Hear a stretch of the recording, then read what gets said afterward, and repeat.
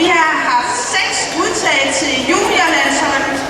Vi har fået 18 medaljer hjem til de danske mesterskaber, de danske juniormesterskaber og danske tårnmesterskaber. Så har vi fået 4 danske mestre. Vi har fået 14 internationale medaljer. Og vi har fået 3 udtag til de nordiske juniormesterskaber. Og ud af dem har vi for allerførste gang i 29 år fået 2 medaljer hjem til frem. Så derfor vil jeg gerne se Oscar og Malte heroppe.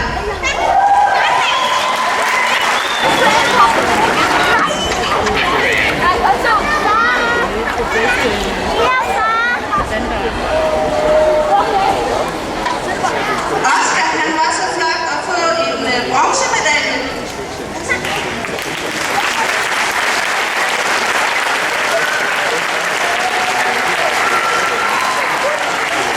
Og Malte, han fik en rigtig flot sølvmedalje.